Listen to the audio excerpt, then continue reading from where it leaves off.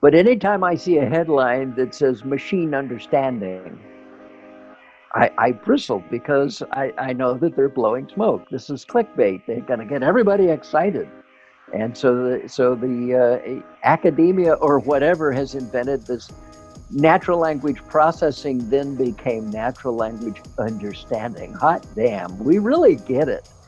Hey there! Welcome to the 5th episode of Radically Curious, a show that focuses on extraordinary human beings, their experiences, achievements, and things to learn from them to live a better life. Today, we're chatting with Jack Park, a 75-year-old computer scientist that is still actively working in the fields of artificial and collective intelligence. He was a research scientist at SIRI International that gave us internet and many other fascinating inventions of the 21st century. He was also working on Cognitive Assistant Project CALO that eventually spinned off into SIRI that is now a part of an Apple ecosystem. He's an avid supporter of open source with a passion for creating a better world of mutually beneficial cooperation. Don't forget to like, subscribe, and comment on the most interesting parts of the conversation. Thank you and enjoy. Thanks for jumping in today. It's a pleasure to talk with you as always. My pleasure. My pleasure indeed.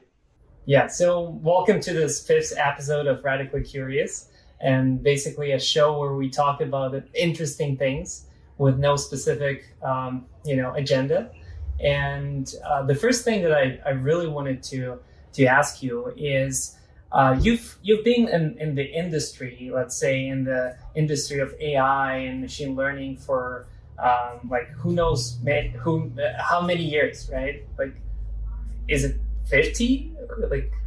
Well, my hair color suggests I've been there for 100 years, if you know what I mean. But yeah, no, I got a job at IBM as a field engineer on OS 360, and the year was 1967. So, technically computing started for me in what was called Math 202 in college, which was basically Fortran, where I was in the aeronautical engineering program, and we got to use punch cards to design airplanes, and that was, to me, that was heaven on earth. I was building an airplane at the time, and so designing a new one was always my goal. But Fortran was all I knew until I went to work for IBM, and then they were teaching me what's called OS 360 BAL. BAL stands for Basic Assembler Language. Now, Basic Assembler Language is just one notch above the zeros and ones that go inside of a computer. And so I did that for a while, and then along came this thing called BASIC. And I experimented with BASIC. I used BASIC to write a program that would design a new kind of high-performance airfoil. And there was a plotter hooked to the BASIC program. And so I plotted it. And of course, the plot didn't look anything like an airfoil. But so so I started this in 1967. But AI didn't come along until, technically speaking, around 1984. And actually around 83, when Byte magazine had an article on expert systems. And they had this little basic language program called the Animals game. And it was an inference engine which would ask you, what color is that? Does it have hair? Does it have scales? Does it have whatever? And then you'd answer, and then it would shift its questioning. And okay, so what do its eyes look forward or to the side? And it was basically trying to say, oh, it must be a mammal. Oh, wait a minute, it's a specific mammal. It's a cheetah. And you'd say, oh, that's seriously cool. And I was programming in Forth at the time because I was making weather stations. And what happened was, my weather stations were used for predicting fruit frost in the Central Valley of California. And my program was written in Forth on an Apple II, and the US weatherman that was using my data to predict the fruit frost for the almond orchards. He had a stack about 2 feet tall of the printouts of all of these predictions that my program was making. And the leader of the Farm Bureau Federation, who had bought a network of my weather stations, came to me and he says, "What can we do with this data?" And that's when I saw this Byte magazine article, and I thought, "Wait a minute, expert systems data. What? How can I put that together?" So that's the beginning of AI for me. It meant that I ended up spending just days on end at the UC Davis Shields Library, which is their science library, just immersed in all of this stuff that I'd never even heard of before. So that's the true beginning of AI for me. Interesting. So that's when it clicked.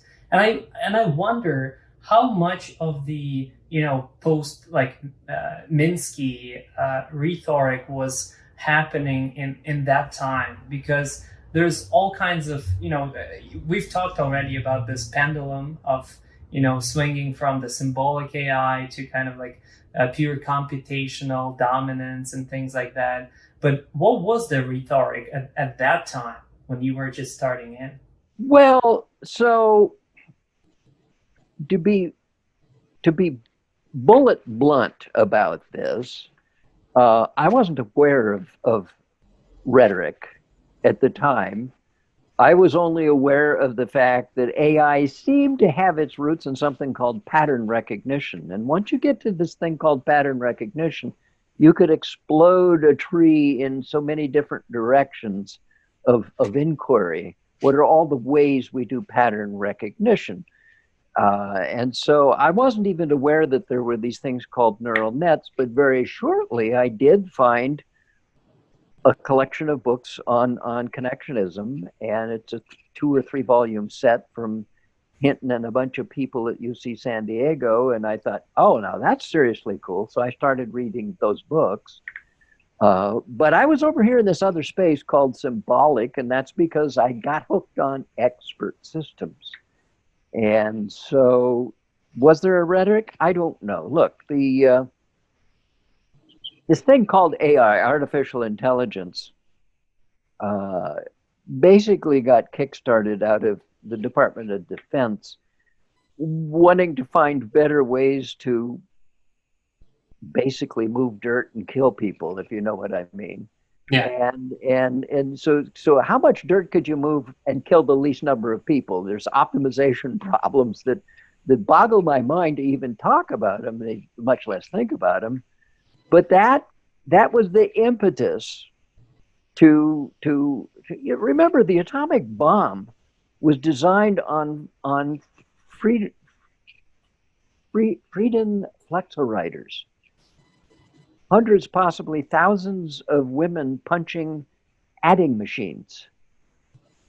Okay, and during World War II, they even built massive slide rules that did Bayesian analysis, and they were trying to figure out how to deal with the Enigma machine from Germany, and they finally solved that problem, and so on and so forth. So there's been all this computational stuff going on, but AI, for me, took roots in 1982, but 1958 was when the Dartmouth College meeting happened, where the Lisp programming language was invented, and the Lisp programming language is fundamentally symbolic in nature. So it anchored almost all of the university research and PhD discourse in symbolic. So that was the rhetoric it got the funding oxygen. That's where it went. Yeah, I've been fortunate to learn both Lisp and BASIC and assembler in my university years due to the outdated nature of the post-Soviet educational system. But now I'm thinking, oh boy, like I was fortunate to learn all of these things and truly understand how things were programmed 50 years ago. And I was actually fascinated by the fluidity and flexibility of Lisp as a language, to accomplish certain things in terms of computation. There's no question about it. Lisp came out of the brain of one John McCarthy, and his entire career spanned one great idea after the other, but it all built on the idea of a property list and key value pairs and blah blah blah, the kinds of things we all hold dear in a computational space, and we'll simulate them in BASIC, which is a wretched way to program. And I transliterated the BASIC program to Forth, and then eventually decided to go back and look closer at Lisp to see if the Lisp version of the Animals program, which was in a book on Lisp, was even close. And so I had to learn how to read Lisp. I didn't learn how to write it, but I learned how to read it. And then I fell in love with something called Scheme, which is a dialect of Lisp that was a little bit, let me just say, it was a little bit more user-friendly. Less parentheses. Yeah. First and rest work for me, but this idea of car and cooter and cadatter and cadada and so on and so forth, I just didn't want to go there. I didn't feel like I needed to get that deep into how the registers of an 1801 computer ever worked. You know what I mean? It just, I didn't want to do that. So I fell in love with Scheme, and I wrote a Scheme interpreter in Forth so that I could put Scheme inside my Forth AI system that I was building.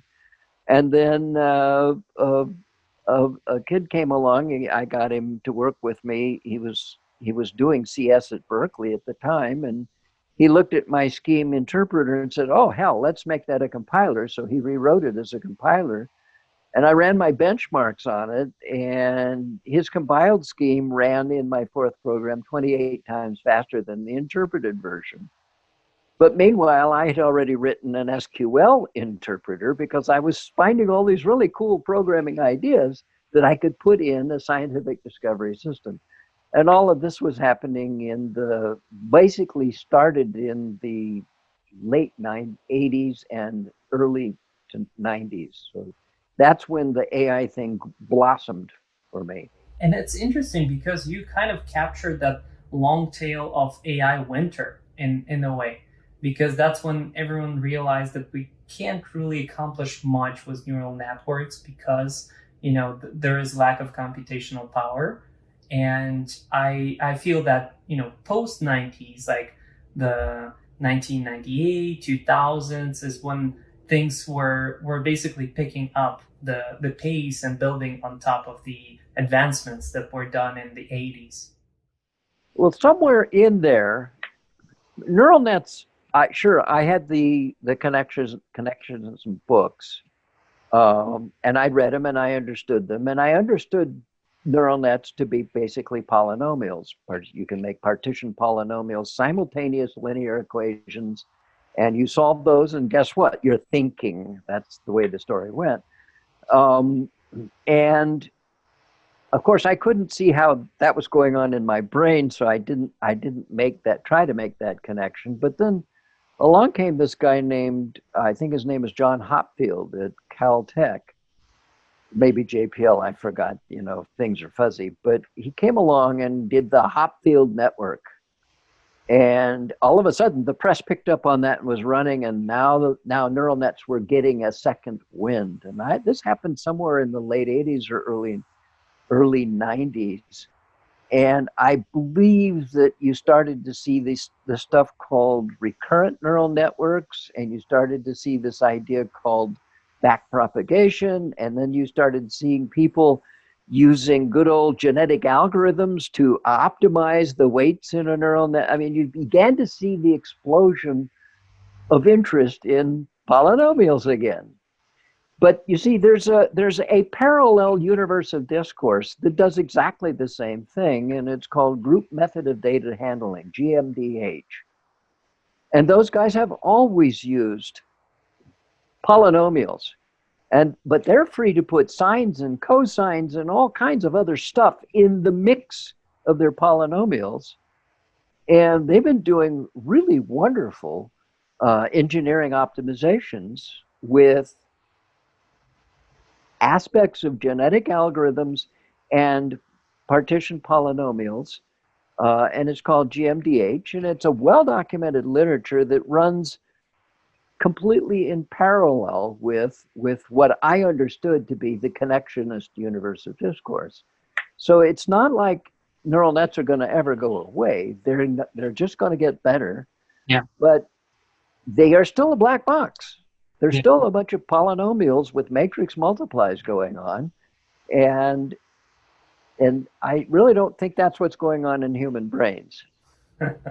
Yeah, I agree. And actually, you brought up an interesting point of the use of the word thinking, because the press, the clickbait, everything that is happening right now, people tend to give these like human powers and human capabilities to machines and neural networks, but what do you actually consider? What should we consider thinking?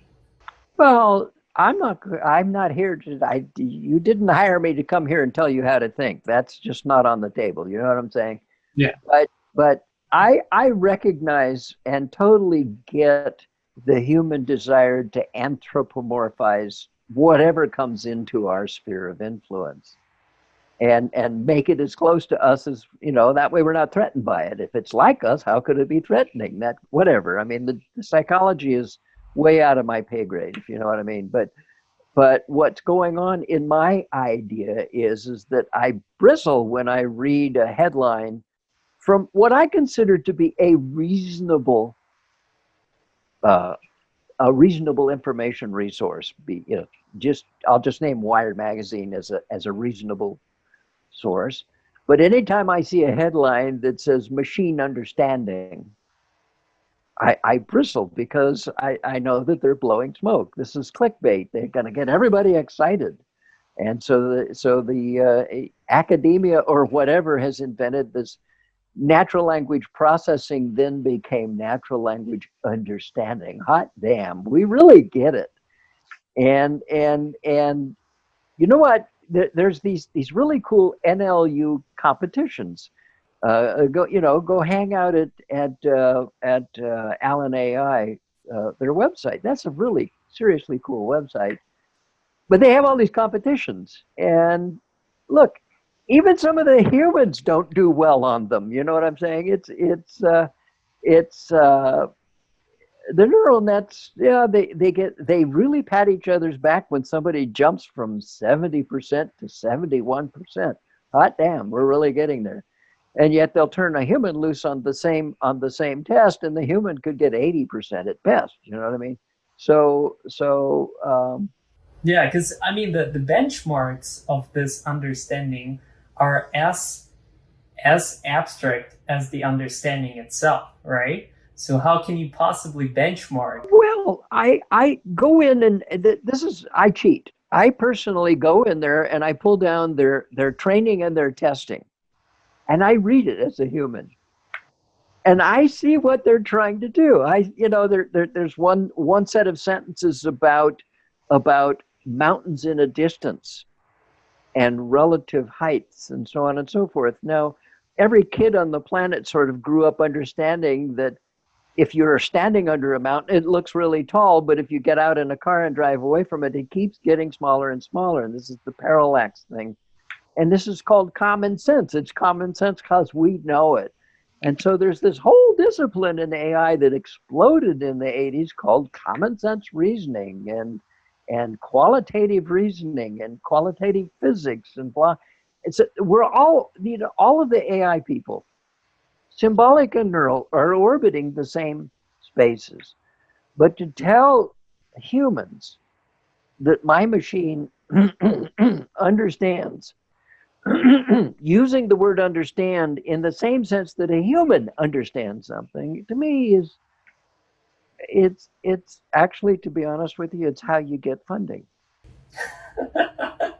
Yeah, I mean that's a great point, because I mean the research as it stands right now is heavily dependent on the public perception of things and progress. Of course it is. Look, If you're a funding agent in any government, you have to answer to somebody. And who is it you answer to ultimately? It's whoever controls your funding.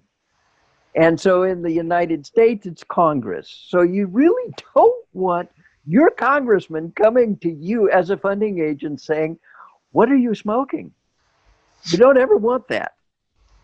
So it's we're in an arms race for resources, and we will invent whatever armament it takes to win at that arms race.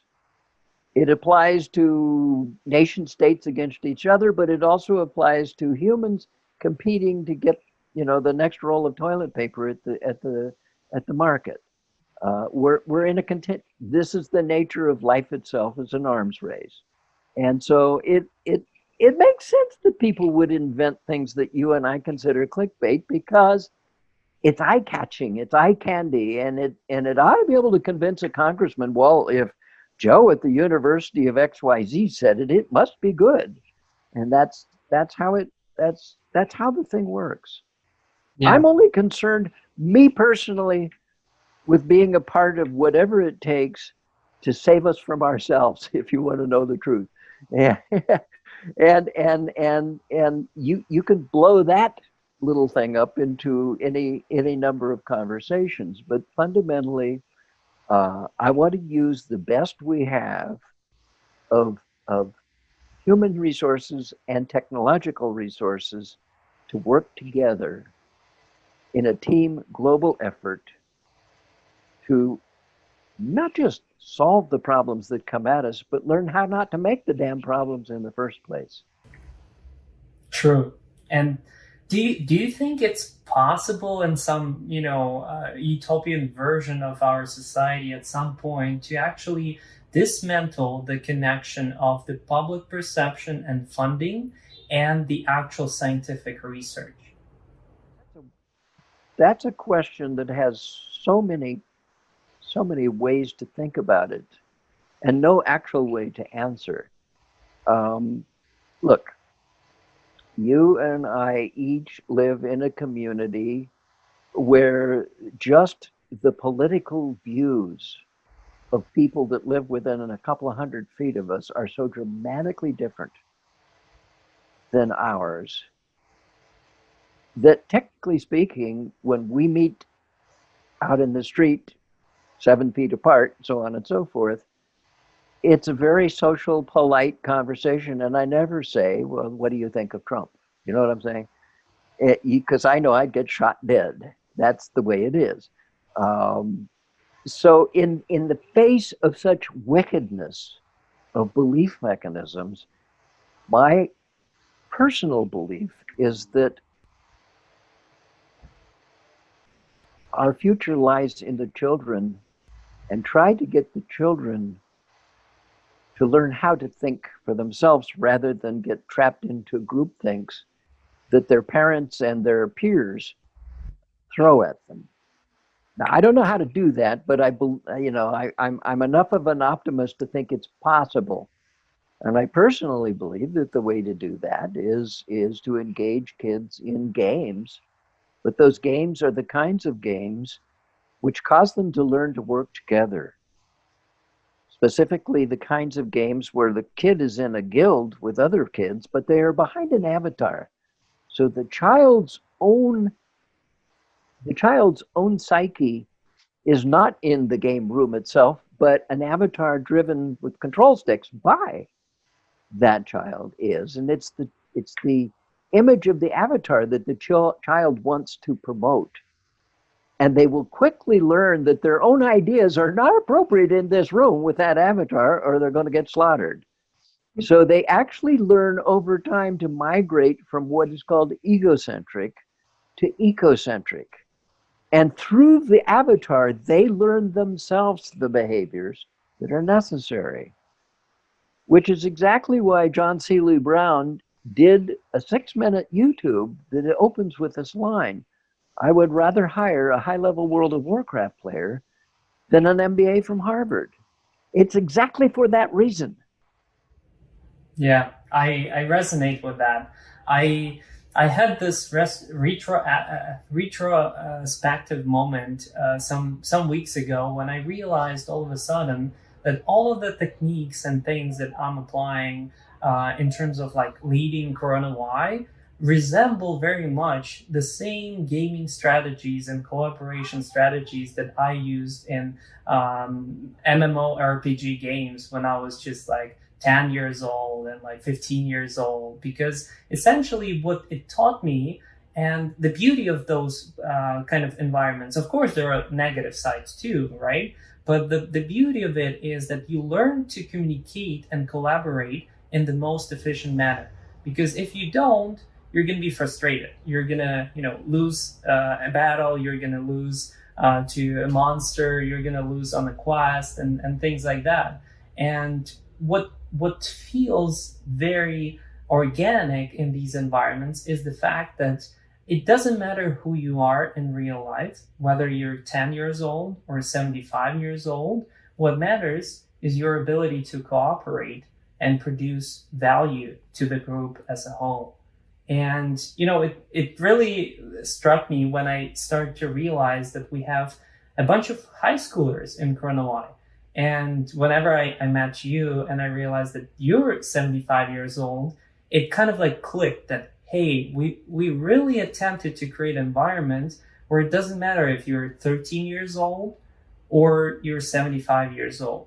And it's really like, it's beneficial to have people that have much more wisdom, but it's not a requirement for collaboration. So you're making my case. I should be interviewing you. This is seriously cool. In 1980, roughly 79, 80, I bought my first desktop computer. It was a Commodore PET. I chose the Commodore PET over the Radio Shack TRS-80 because the TRS-80 had 4K of RAM and the PET had 8K. And I thought, oh my, twice the memory. I can't wait. And so I bought the PET. And when I went down to the computer store to pick it up, there was a 10, 11-year-old kid standing there at the demo model, and he was writing something. And I looked, and it was pretty serious. And I said, what are you writing? And he says, Fourier transforms. I said, how old are you? And I think he said 11. And I said, what makes you write Fourier transforms? And he says, well, my dad's working on a project, and I thought I'd help him. I thought, oh my God, did I ever miss out? Now, I at that time, I'm what, 20, late 20-something or early 30-something or whatever. And here's an 11-year-old kid that's doing stuff that I doubt that I could have done myself at that time. You know what I mean? And I'm thinking, oh, the world is literally going to change. We've got kids in junior high and high school taking computers and doing PhD level research with them. I can't wait. The world's going to get better. And the question is, did it get better? Nope, it didn't.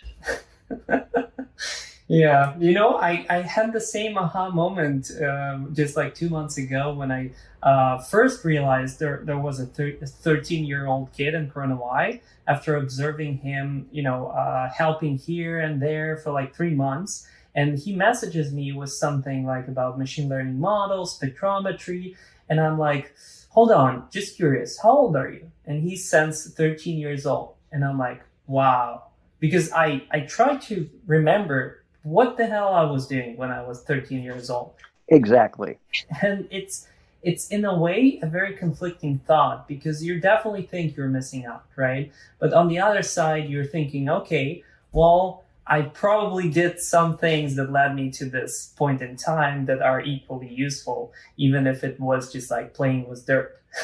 Yeah, well, so if we were playing with dirt, we might have been making dams and trying to do hydroelectric and whatever. I mean, we did what we did in our day.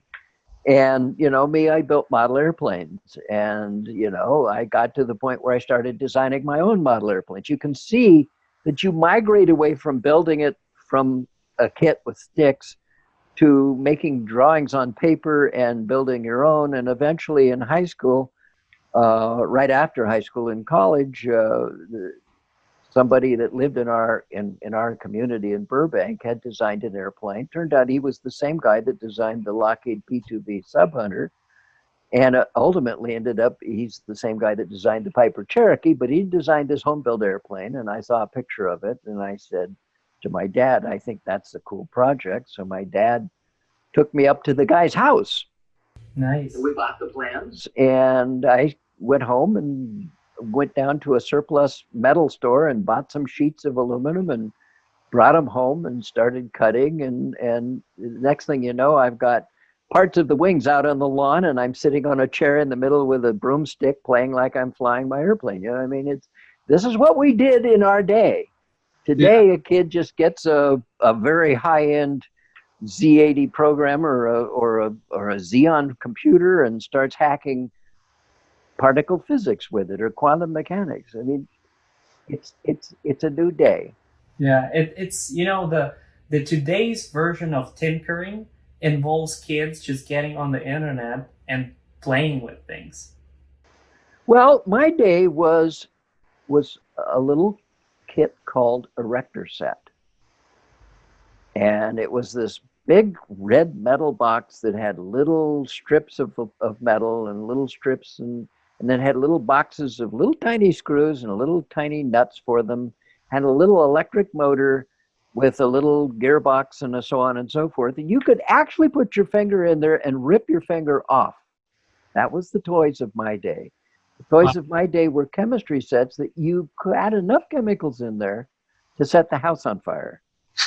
Today, the beakers in the chemical kits are plastic. They're not Pyrex, and there isn't enough chemicals in there to even make your tongue burn. You know what I mean? It's they have neutered everything. The erector sets today have that all the gears are there, but they're underneath clear plastic. There's no way you can get, they're hermetically sealed. It's such a disappointment. Kids are not allowed to scratch themselves. They're not allowed to blow things up. In my day, man, you could build really cool stuff. Today you just hope your kid gets a high-end computer and can learn quantum mechanics. That's what you do. Yeah, it's funny that you say that. The purpose of the playful exploration, I think, gets it's getting undervalued in the current society, and there's not much attention brought to the fact we actually learn not through like reading books per se, but through play and just like exploration of things. There was a period of time when we adopted our kids that I began to study this space very carefully. I had observed there was this new phenomenon called the tiger mom, and I had observed parents at my kids' school who would grab the kids and run straight over to this ballet lesson or to that soccer match or this and that, the other thing. And then on the weekends, they'd have them in this and they'd have them in that. And I had this suspicion they were over programming them. And I then found some bit of literature that said the best thing you can do for a kid is to leave them alone. Give them enough toys to play. And then I remembered my own childhood where we had model airplane kits and we had this and we had that. So my kid got to go to the science store with me, and he could buy stuff and bring it home and play with it. One day he wanted a Game Boy. So we got him a Game Boy. And that was at around age 4 or 5. But then I also bought a radio-controlled glider kit and let him and his pals at school come to the living room and build it on weekends. And then we would go down to this field in Sacramento where the kids all got to fly this radio-controlled glider. Now, my kid never really went into flying the way I did. I did later buy him and his girlfriend an hour's flying lessons, but But ultimately, he came to me one day and he said, "Dad, I want a PlayStation." No, he wanted it's called a PlayStation. It's the crap. I think so. At any rate, it was a game platform, and I told him he was about to turn 8 or 9, I forgot which, and I said, "You got a birthday coming up. If you'll save up half of the money, I'll pay the other half, and let's go get it for you." And it was like a $400 whatever. So he started mowing neighbors' lawns and mucking horse barns and doing whatever he could do to save his money. And he got his money. And on his birthday, we drove down to some store in Marysville, and we bought him his PlayStation. I guess that's what it was. And one day I came in and watched. He was playing Mario Brothers or whatever, and I just sat down behind him. And I said, "Why are you playing other people's games?" And he swiveled in his chair and he said, "What do you mean?" And I said, "Why don't you write your own?" And he said, "Dad, can I do that?" It was like nobody had ever given him permission to think he could do it himself. And I was trying to figure out, what did I miss? Because I didn't ask my dad, "Can I design an airplane?" I just started doing it. You know what I mean? And my parents would give me 50 cents in the morning. We were latchkey kids, and my brother and I would ride our bicycles over to the model store first thing in the morning with our 50 cents, and I'd buy some sticks of balsa wood and some tissue paper and some glue, and we'd ride home and we'd build stuff. And I was trying to figure out, how did my son not understand he was free to do these things? It's because the space in which it was happening did not on-ramping. If you built a model airplane from a kit, you were on-ramped to build it yourself. But if all you ever do in your life is go up to a computer, poke a button, turn it on, and start playing, you have not been on-ramped to think you could write your own programs. So I said, "Yes, you can write your own programs." And he said, "What does that mean?" And I said, "Well, you spend your time online doing some looking around and so on and so forth." And by God, he managed to find a bootleg 3D rendering program and got it down on his computer and taught himself how to use it. And the next thing you know, and then I got him in what's called I'm going to say it's the San Francisco College of Arts, but I don't think that's exactly it. Um, it's the biggest art college in San Francisco. And you know it because they go out and they buy up empty buildings and they put their flag on it. And then this is a studio where their students can display their artwork. And I got him in that, in a summer school for high school kids. And there they actually spent the summer doing animations and all kinds of stuff. And when we went to their graduation ceremony, the kids had to do a TIE fighter flying through a canyon. Now, remember, my son had built a glider, and he and his pals had learned how to fly gliders. And when you're flying gliders with a radio control, you learn you don't jam the control stick and make the airplane flip around. You do everything very subtly so that all the moves are gentle. So along comes this TIE fighter, and it's going through the canyon glass smooth, and the wings don't touch the canyons, where the other airplanes are flipping around and banging on the walls. And I said, "That's my son's." And I was right. And he ended up winning 2 out of the 15 Outstanding Achievement Awards in that summer school. So he ended up going to school there. He's now a game developer, and probably a damn good one. Nice. But there was no on-ramping for him the way there was for me. And I'm interested in finding ways that kids can have these natural on-ramps. Yeah, because we as humans, we have that innate desire to tinker, to create, Exactly. to do things out of nothing, out of pieces. And I believe, this podcast is obviously called Radically Curious, but how do we unravel this endless curiosity that is baked in? It exists, except, years by years, as people graduate school, universities, it's being dumbed down in a way. How do we undo it? How do we create environments that let kids understand that you can not only play, but also you can create and add to the existing infrastructure? I don't know. I don't know. Look, when I was in Burbank High School in the 60s, uh, it's my recollection that our high school was rated sixth in the nation for sending kids to college. I didn't really know what that meant, but I knew that I was in the college prep course, not in the what's called the career course.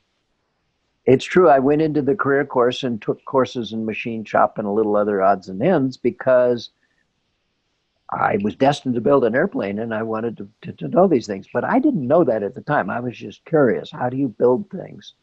So I took some of the career courses, but I was in the physics and the chemistry, and we had a chemistry club and we had a math club and we don't have those anymore. Funding isn't there because all kinds of financial and social pressures cause the funding to dry up. I could pin it on Prop 13 in California, but Prop 13 was just a symptom of a much larger, let's just call it societal cancer that has befallen us. So are you asking me, can we fix that? I don't know. I don't really know. What I want to do is change the narrative around the whole picture. Not me change it, but create the situation where the narrative can change on its own the way society figures it out. Don't ask Jack Park how to change the narrative. Ask me what are the underlying properties of a narrative changing ecosystem, and we've got a conversation. But I'm not a scholastic or a scholar in psychology and philosophy and all of these other cool things. I didn't go in that direction. I Yeah. was a nerd, a dork, some would say, and I went for the technical gusto, and I could care less what the philosophers were saying. Today, I regret that. But you can't tell your children what you regret and have it mean anything. Yeah, absolutely. And this philosophical aspect, when I was in university, I had philosophy. And looking back at it, I truthfully regret not paying attention to it. And for many reasons, just philosophically speaking, I truly believe I would be a completely different person if I read, Seneca letters back then, or like some of the Stoic writing and the things that I now understand. And I even apply it in some situations when it comes to technology or problem solving and things like that. And, this dichotomy between understanding why you need to learn something and your innate curiosity to explore it on your own is what I think missing from the current environment, because essentially, like, there's so many interesting things in the world, and you as a kid, or even you as an elder person, you're wired to be curious about it. And that's why clickbait works. That's why all kinds of headlines work, why TV works. But there is a difference between being told, hey, you should really read this book, and stumbling upon this book and resonating with something deep down in your thinking about the topic. You know what I mean? I do. Humans are novelty seekers, and hindsight is 2015. Hindsight sees what birds can see. You know what I mean? And we wish that we could see 2015 looking ahead, but we can't. And it was silly to even try. But what we can do is try to lay the groundwork for a better ahead, whatever it may be. And to get that, we have to look back. Yeah. Do you think it's possible for, and this is just to get back to the topics of, understanding and machines and things like that, but do you think there is a big part of AI research that is missing in terms of playfulness, the actual curiosity of machines, the ability to explore knowledge versus be told to learn representations of that knowledge? So you're now orbiting a space that is the strongest attractor basin in my life. And you can use the term machine curiosity. I like the idea of machine discovery, and there are a lot of lessons that I have pulled out of some PhD research and some people that I greatly respect. One of them, I'll name a name, is Douglas Lenat, who in the late 70s published a PhD dissertation called Automated Mathematician. And he was in Cordell Green's group on automated programming. And Automated Mathematician was a program which used if-then rules called heuristics of the kind that a human would use. If you see this, think about that. If you see this, try that. If you see this, and he assembled 150 some odd heuristics in a little tiny loop with a dynamic agenda that allowed it to just explore the space of what you and I would call sets. And it was written, of course, in Lisp, which don't look now, but it's set theoretic. And AM discovered prime numbers and Goldbox conjecture and some other, some very interesting things. And he got his PhD. But then what happened is he was challenged in the literature, because how can you claim you discovered something from set theory when you programmed it in Lisp? And that's what Lisp does. Give me a break. So he and John Seeley Brown wrote a paper on why AM appears to work. And then he went off and did a postdoc with none other than Herbert Simon, the Nobel laureate. And what they decided was, let's do it again. There's nothing wrong with the theory, but let's isolate the thinking machine from the underlying implementation. So he invented what you and I today would call a modern DSL, domain-specific language. He called it RLL, representation language. And it was basically a high-level language in which you describe the processes of discovery. And it's written in Lisp, but you write your program in that, not in Lisp. So you've isolated. And out of that came this program called Eurisco. Now, Eurisco went on and